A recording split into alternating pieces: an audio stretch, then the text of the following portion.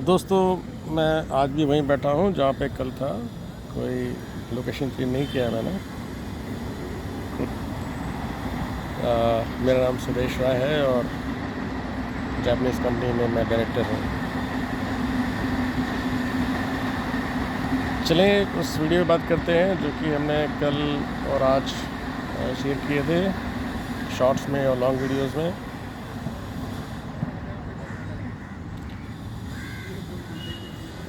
फिर से एक समरी दे देते हैं। गोल्ड लोन का कोई भी काम जो भी कंपनी करती है, जिनके नाम मैंने लिए हैं पहले, इनको सबको अपने स्टेट का स्टैम्प ड्यूटी रेगुलेशन फॉलो करना होता है। जब आपको लोन दिया जाएगा with stamp duty paid receipt from the government of the state, यानी कि रेवेन्यू डिपार्टमेंट, तब आप लोगों को इसका एक रिसिप्ट मिलेगा जिसको हम फॉर्म 10D कहते हैं, जिससे कि आपको ये लगे कि ये लोन है, ना कि कोई इनकम है आपकी। और इस तरह से आईटी डिपार्टमेंट भी उसको इनकम नहीं मानेगा, यानी कि आपको उस पर कोई पर्सनल इनकम टैक्स नहीं देना होगा। अब आइए ये मुथूट फाइनेंस लिमिटेड और मन्नापुरम फाइनेंस लिमिटेड की कहानी सुनते हैं। मन्नापुरम फाइनेंस वाला हमें लिख के दिया है कि 1 रुपये का, मतलब मुझे नहीं, economic offence wing Maharashtra Pune को लिख के दिया है कि 1 रुपये का जो स्टैम्प लगाता है लेन देन के लिए, उसको वो स्टैम्प ड्यूटी कहता है। हंसने की ज़रूरत नहीं है। ये वहाँ का लीगल जनरल मैनेजर लिख के दिया है। जनरल मैनेजर लीगल है। सोचिए क्या लेवल है इन लोगों का।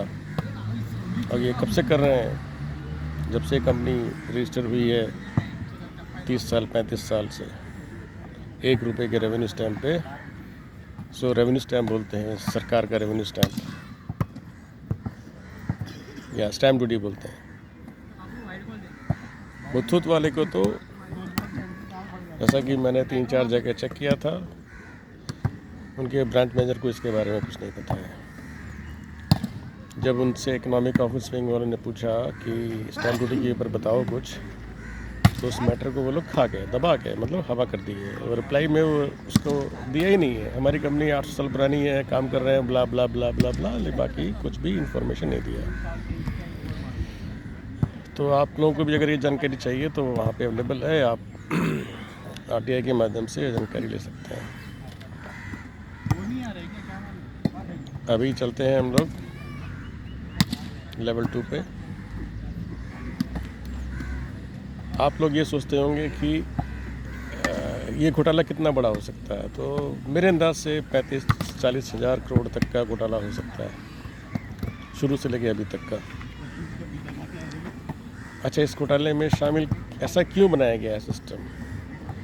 देखिए, इसी दुनिया में मैंने कहा ना कि अच्छे और अच्छे तो नहीं, ठीक है, मजबूर लोग भी रहते हैं और राक्षस लोग भी रहते हैं। तो राक्षस लोग वो हैं जो कि स्मगलिंग का काम करते हैं। तो कहीं पर भी अपना स्मगलिंग वाला गोल्ड आया, किसी भी ज्वेलरी के पास गए, उसको ज्वेलरी, सोने को ज्वेलरी में कन्वर्ट किया, 1 महीने के लिए लोन ले लिया, और आपका जो पैसा है, जो स्मगल्ड लोन गोल्ड है, वो हो गया नया, मतलब वाइट हो गया, नया नहीं, वाइट हो गया। पार्क में बैठे हैं ना, थोड़ा आनंद ले रहे हैं, बच्चे खेल रहे हैं। तो इस तरह से, और इसीलिए लिमिट 2 करोड़ तक की बना के रखी है उसकी। अब सोचिए कि कौन सा बुद्धिमान सिस्टम है, पुरुष है जिसने, या पुरुष कोई लेडीज़ है, चाहे वो RBI में हो, चाहे कहीं पर भी हो, जिसने बोला कि अरे ठीक है, आप 2 करोड़ तक का लोन दे दीजिए। खतरनाक काम है ना ये। और वो नेशनलाइज बैंक में नहीं जा रहा है, इनके पास आ रहा है, क्योंकि यहाँ पे तो जांच ही नहीं होती है, कोई KYC का सिस्टम नहीं है। खाली घर का एड्रेस दे दो, अपना ड्राइविंग लाइसेंस दे दो, आधार दे दो हैं, कहीं से भी कोई भी अब जब आधार सर पे सर चल रहा है ऐसा यार, समझ रहे ना आप लोग। पता नहीं कैसे कितने लोग मिलेंगे इनकी कंपनियों में जो जिनके पास सब कुछ डुप्लीकेट मिलेगा आपको।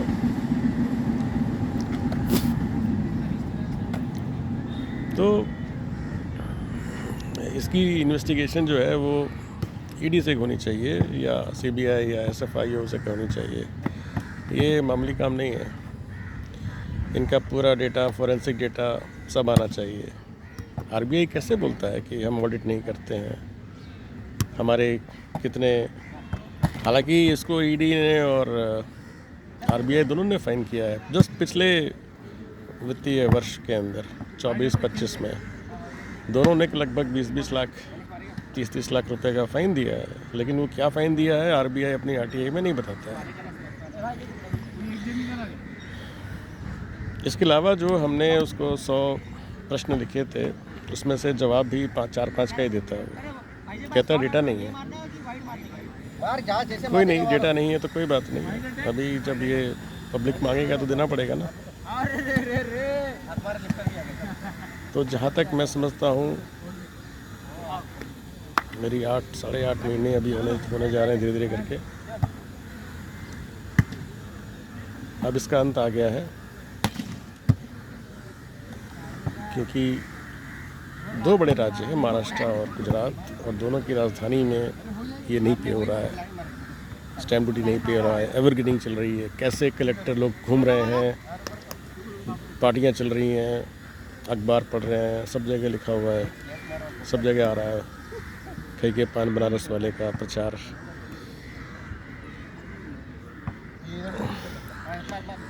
और हमारी माधुरी जी का प्रचार चल रहा है साथ में, दोनों बुला बुला के कह रहे हैं गोल्ड लोन ले लो ले लो ले लो, बच्चों के लिए ले लो। अरे बच्चों के लिए आदमी गोल्ड रखेगा और अपनी प्रॉपर्टी रखेगा या उनके लिए अपना गोल्ड बर्बाद करेगा? क्या बच्चे, हम लोग के अब मिडिल क्लास कितने मूर्ख हैं? तुम लोग जिस दुनिया से आए हो, क्या तुम्हारे बाप दादाओं ने कभी गोल्ड लोन लिया है? जब तुम्हारे बाप दादा ने, माँ ने कभी गोल्ड लोन नहीं लिया तो तुम कहें पब्लिक को बुला रहे हो कि गोल्ड लोन ले लो भाई? वैसे विराट कोहली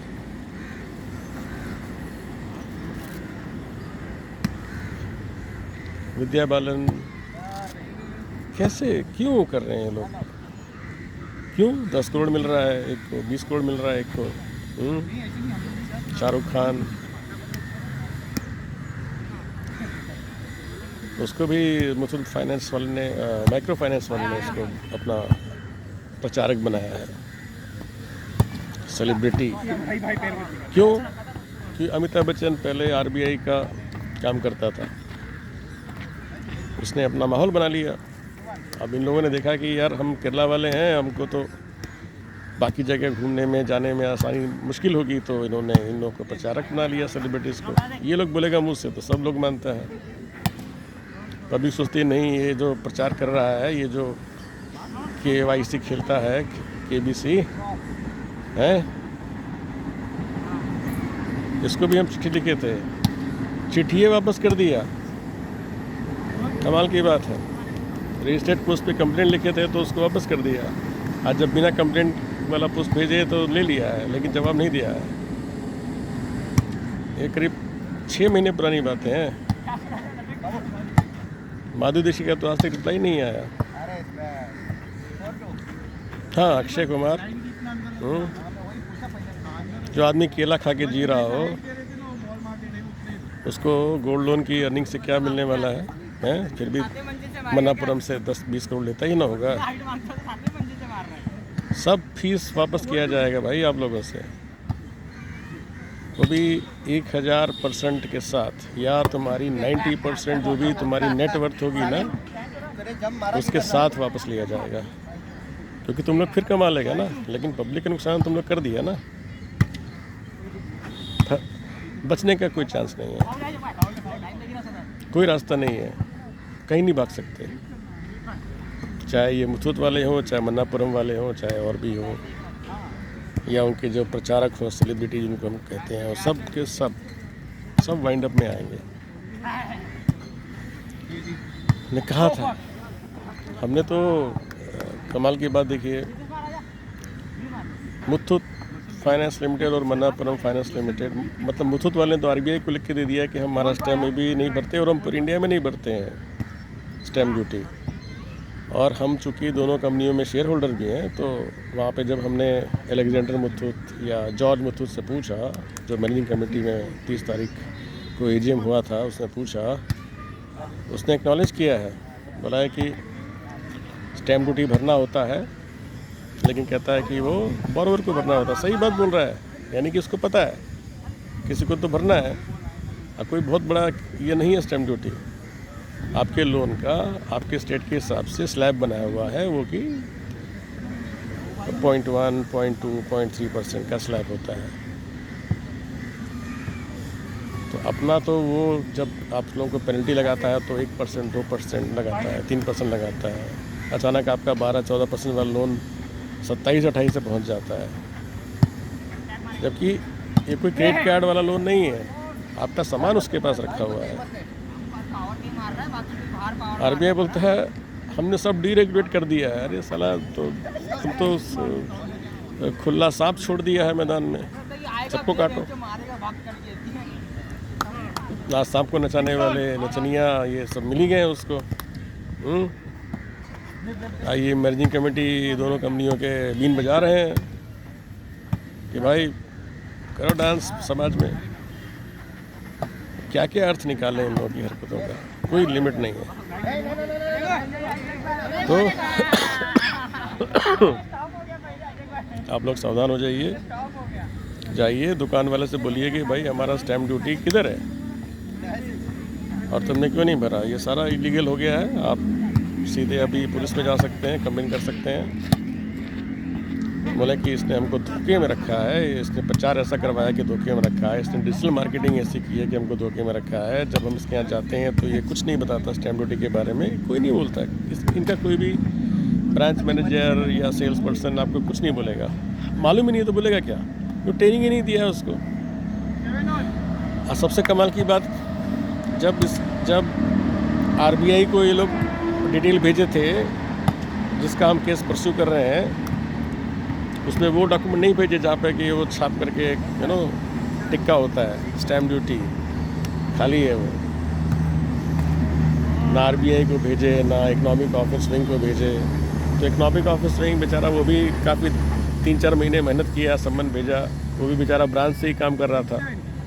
उसको भी समझ में नहीं आ रहा था कि हमको तो सीधे हेड ऑफिस जो इनका, कि किसी का एक का थ्रिसुर में है, एक का कोच्चि में है, वहाँ ना भेजना चाहिए। ठीक है, अब पुलिस तो पुलिस है, उसके पास भी तो इंस्ट्रक्शन आता होगा कि किसको पकड़ना है किसको नहीं। क्योंकि हम तो सीपी पूना के पास, सबसे पहले हम सीपी पूना के पास गए थे, हम 2 मिनट में हमको रफा दफा कर दिया था, 2 मिनट।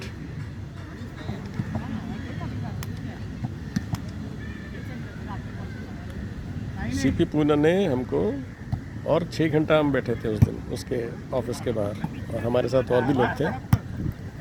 वो अपना कुछ मीटिंग ले रहा था। तो हमारी जो उससे मुलाकात हुई वो रात के 8:30-9, जहाँ तक मुझे याद पड़ता है। हमारे पास उसका स्लिप है जब हम उस दिन उसके यहाँ गए थे, उस तारीख को। छोड़ने वाले हम किसी को नहीं हैं।